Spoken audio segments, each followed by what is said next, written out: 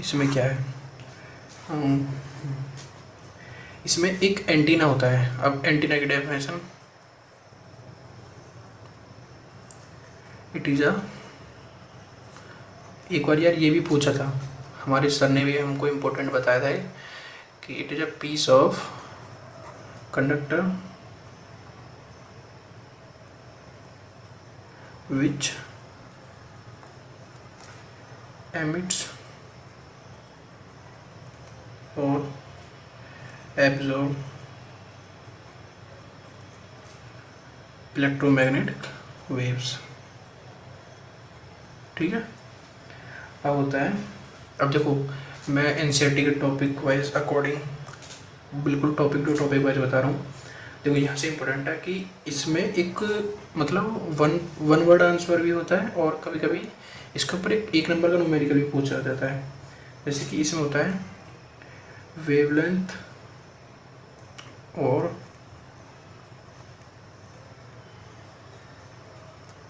Size of antenna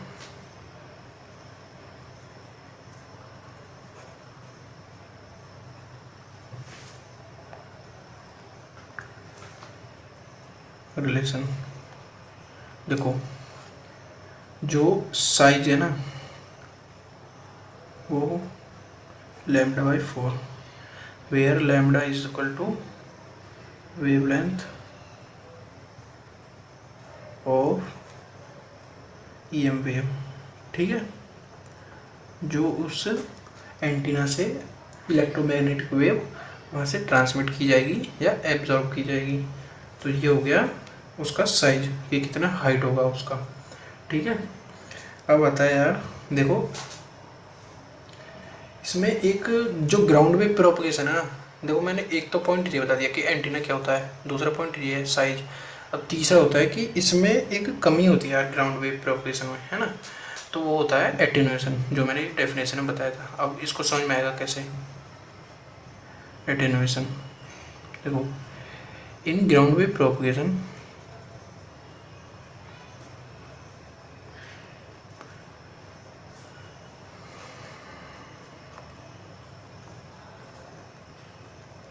the wave glides over the surface of earth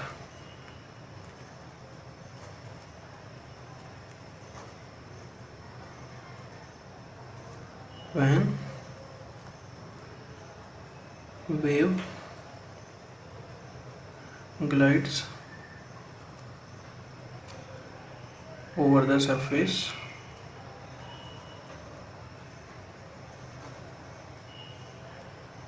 it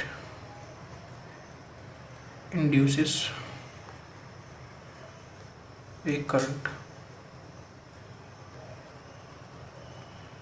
and wave is attenuated.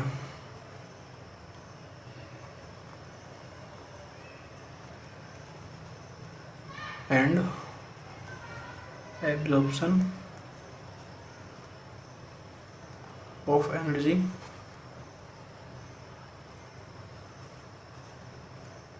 by earth.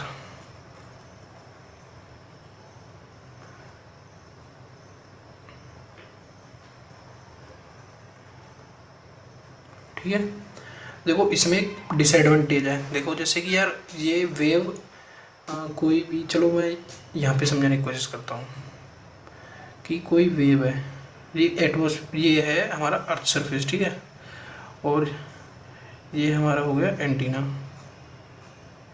तो देखो जैसे ये हमारी atmosphere के पास glide करती है, ठीक है, तो इसमें क्या होता है, जैसे एटमॉस्फेयर में रिलीज करी तो इसकी फ्रिक्वेंसी बहुत हाई होती है, ठीक है, तो ये चार्ज जो एटमॉस्फेरिक पार्टिकल होते हैं उनको आयनाइज कर देती है वेव, तो ये अपनी एनर्जी एटमॉस्फेरिक पार्टिकल्स में ट्रांसफ़र कर देती है, तो ये इसमें एटेन्यूएशन हो जाता है, मतलब इस वेव की एनर्जी जो है यहाँ पे एटमॉस्फेरिक पार्टिकल्स में लॉस हो गई, तो इसी को कह देते हैं हम एटेन्यूएशन। ठीक है, और यही ग्राउंड वेव प्रोपगेशन है कि in ground wave propagation the wave glides over the surface of earth, मतलब किसी अर्थ सरफेस के ऊपर से ग्लाइड होकर जाती है, ठीक है। और when glides over the surface it induces the current and attenuated and absorption of energy, मतलब जैसे जैसे ये वेव ट्रेवल करती है तो यहाँ पे एटेन्यूएशन इस वेव में आ जाता है, जिसकी वजह से ये करंट इंड्यूस कर देती है और अपनी एनर्जी लॉस करके पार्टिकल्स में ट्रांसफर कर देती है, ठीक है।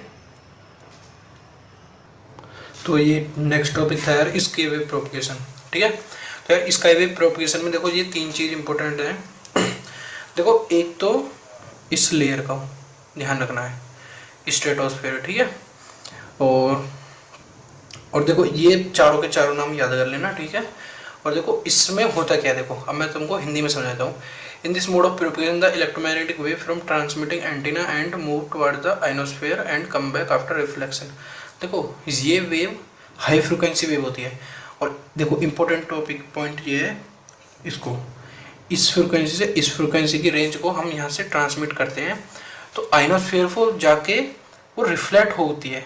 यहाँ पे मॉलिक्यूल्स होते हैं वो थोड़े आयनाइज होते हैं, तो इन मॉलिक्यूल्स की प्रॉपर्टी ये होती है कि यहाँ से जो वेव आ रही है तो वे ऑलरेडी जो हैं वो वहाँ पे आयनाइज हो चुके हैं। वो किस चीज़ से आयनाइज हुए हैं, वो क्वेश्चन अराइज ये होता है। तो ये आयनाइज हुए हैं, जो सनरेज आ रही हैं वहाँ पर वो पहले से ही सनरेज ने उसको आयनाइज कर रखा है।